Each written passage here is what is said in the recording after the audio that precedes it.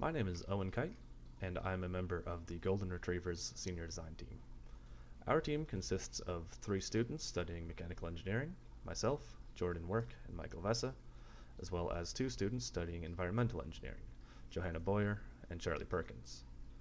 Our team was tasked with performing an air quality assessment of the Kong Dog Toy Factory.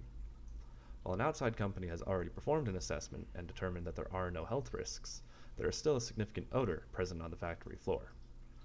Our team's goal was to identify the sources of this odor and come up with possible solutions in order to address it and present them to the Kong Dog Toy Company.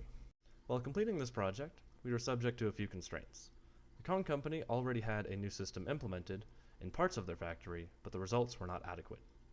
We were tasked with performing our assessment and coming up with a solution to address the air quality in the remaining parts of the factory, while also looking at improving the air handling system that currently exists in other parts of the factory, all within a budget of $125,000. We also had to make sure that any solution did not have a negative impact on the cure or mold time of the toys and should not hinder the machine operators in any way. Hi, so we tested flow meter results over a couple of weekends as well as a couple of different days just to see what the effect on the pre filters on the snorkels would be. We found a 15% reduction in airflow quality after 24 hours. So, because of this 15% reduction in airflow, we do recommend a daily changing of the pre filters as well as keeping a log of that change. I'm Johanna Boyer, and I'm going to talk a little about the air quality testing that our team completed. We used a photoionization detector to measure the concentration of volatile organic compounds, or VOCs, in the Kong factory.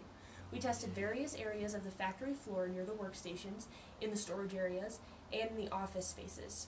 We found that the VOCs in the factory were coming from the toys that had just been released from the molds and those being stored in the intermediate bins at the workstations. We also found that the toys released the majority of the VOCs within the first 30 minutes after coming out of the molds. My name is Michael Vessa, and I'll very briefly take you through the proposed design solutions that our team has for the Kong factory moving forward. So based on our observations as well as our test results, our team determined that the biggest room for improvement in the factory lies in changing the way that the hot toys are able to interact with the environment around them.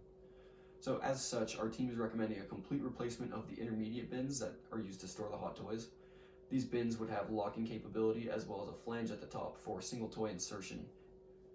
Similarly, the Gaylords would have a lid that sits on top and functions much in the same way as the intermediate bin that you just saw, but also would be able to be removed completely for ease of transfer from toys from one Gaylord to the other.